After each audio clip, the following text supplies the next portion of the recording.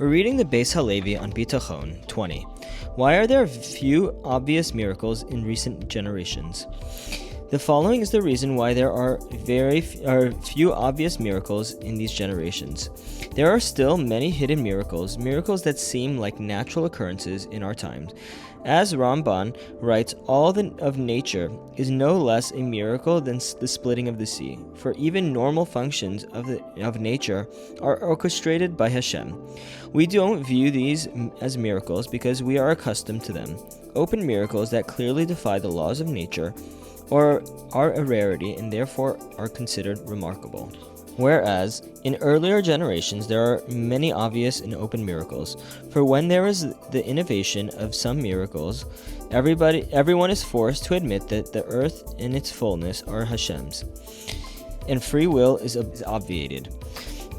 It was only due to the extraordinary level of spiritual qualities and faith of the earlier generations, and based on that level which they achieved in their divine service, a level on which no doubts could enter their hearts any more about Hashem's existence or omnipresence, and that He showed them this type of overt miracle. Since the miracle did not make their divine service any stronger than it had previously been. The Jews who left Egypt witnessed the 10 plagues, the splitting of the sea, and the revelation at Mount Sinai, just to name a few. In later generations as well, during the times of the prophets, open miracles were commonplace. Why did Hashem perform open miracles for our ancestors but not for us? The Beis HaLevi answers that the reason has to do with our level of emunah. Hashem placed us in the world in order for us to follow His commands by choice. As the Rambam explains, one of the fundamental tenets of Jewish faith is free will. The notion that we have the choice to act properly or improperly. This power to choose is why we earn reward for acting correctly, and why we are punished for acting wrongly. If Hashem's presence were not concealed, we would not truly have free choice, because it would be obvious to us that He runs the world and we not dare disobey Him. The concealment of Hashem's control over the world and over our lives is intended to challenge us, to test whether we firmly believe in His presence, even though it is not readily discernible. Since the only reason open miracles are not performed is because they take away from the challenge of our emunah, Hashem will perform miracles for one who has already overcome this challenge, whose belief in Hashem is as strong as it would be, whether or not he witnessed open miracles. The Beis HaLevi here teaches us a fascinating principle. The more we believe in Hashem's providence, the more clearly we might be given the opportunity to be shown His providence. When a student takes a test, the teacher will not show him the answers, but once the student has proven his complete mastery of the material to the point that he does not need to be tested, there is no need to conceal the answers from him. This is precisely what the Beis HaLevi is saying. Hashem conceals the answers, His presence, in order to test whether we firmly believe that He is here in our lives. Once we've reached the level where we know the answer and we are certain of Hashem's providence, as we would be if He performed open miracles, then we are worthy of seeing open miracles. As was the case of Rabbi Hanina ben Dosa, who said, "The one who commanded oil to burn will command vinegar to burn." The Beis HaLevi illustrates this concept through the famous story of Rabbi Hanina ben Dosa, who once came home Friday afternoon and saw that his daughter was distraught. She told him that she accidentally filled the lamps of the Shabbos menorah with vinegar instead of oil, so they would not have light on Shabbos. Rabbi Hanina reassured her that it was no problem, saying, "The one who decreed that oil should burn will decree that vinegar should burn." And sure enough, the vinegar burned all Shabbos. Rabbi Hanina did not bring about this miracle by magic. The miracle happened because Rabbi Hanina truly understood, without a doubt, that it was Hashem who makes oil burn, and making vinegar burn was no less possible or miraculous for him.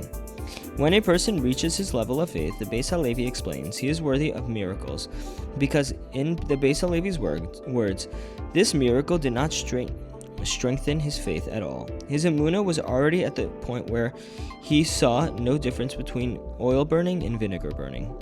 This miracle did not strengthen the faith of Rabbi Hanina at all, because however much of his faith might have been strengthened through this miracle, he had already achieved this level on his own, in his divine service.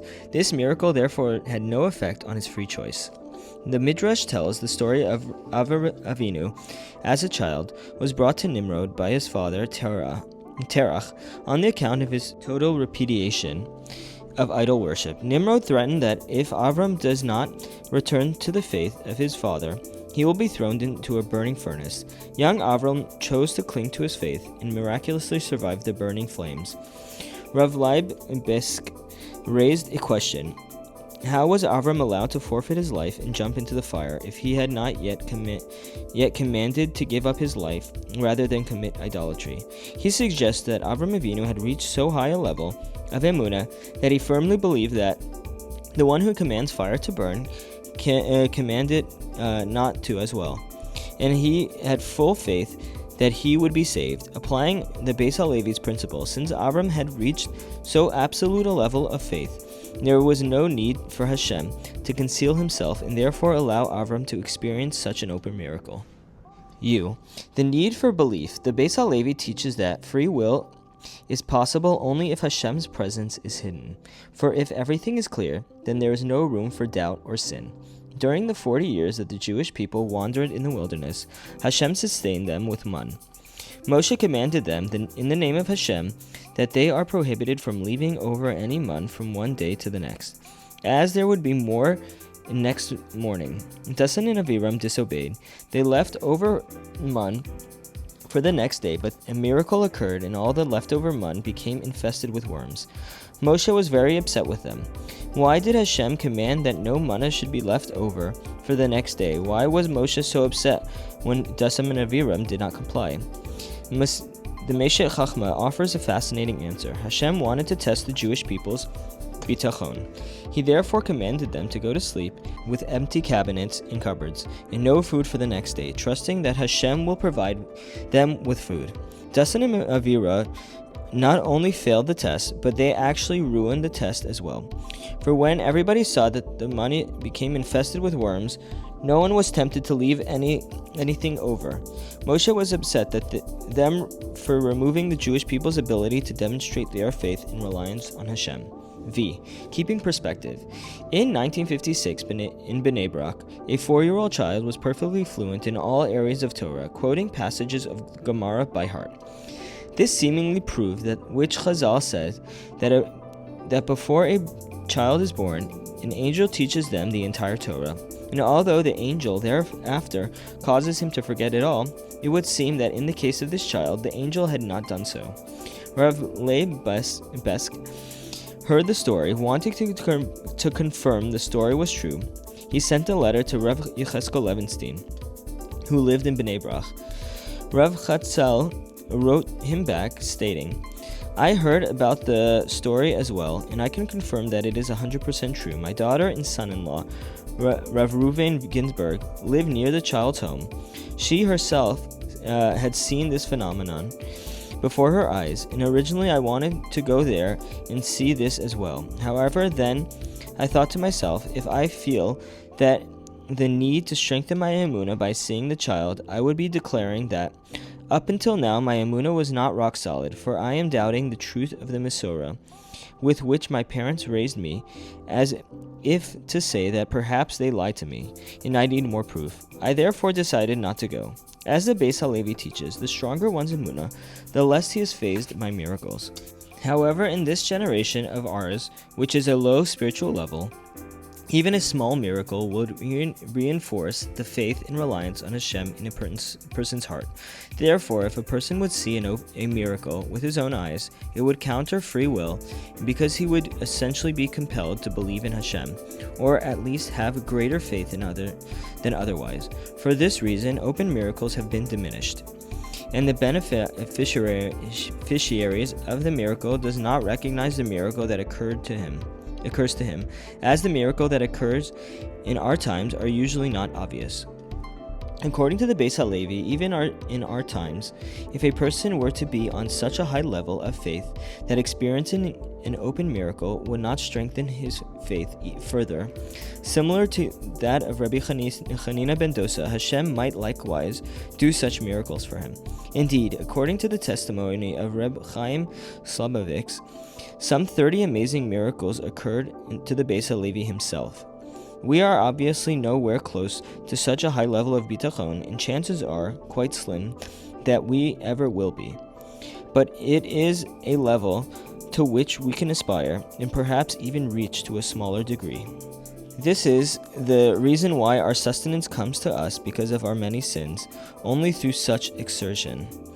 For Hashem sends us sustenance wrapped and covered in the covering of labor, in such a way that the sustenance appears to be a result of our labor, in order that it should not be evident to all that the Creator nourishes and sustains all living beings. However, in truth, exertion and labor are merely an eye covering, required of man so that people will not see the exaltedness of Hashem, so that it may not be obvious that it is Hashem rather than our efforts who actually provides our sustenance. As our sages stated, I have corrupted my deeds and therefore forfeited my right to an easy sustenance. It is only for this reason that exertion is necessary. But despite the decree that we must now toil for a living, our labor actually does not accomplish anything. As our sages of blessed memory stated, neither does poverty come from one's trade, nor does wealth come from one's trade. Only the blessing of Hashem makes one rich. The reader should not think that there is no need for work. In the previous paragraph, the Beis HaLevi gave several reasons for the need for hishtadlus, in explaining that hishtadlus itself does not actually produce the result. It would therefore seem that one does not gain anything from his hishtadlus. In this paragraph, the Beis HaLevi clarifies that in the aftermath of Adam's sin, man's mission in this world has changed, and hishtadlus is now actually part of the greater test of life. Hashem intended that one should gain from hishtadlus, and one should therefore utilize the time he spends doing hishtadlus for personal growth. On the contrary, it is the will of the Holy Torah that every person should benefit from the labor of his hands. And as our sages stated in Brachos 8a, greater is one who benefits from the labor of his hands than who fears heaven.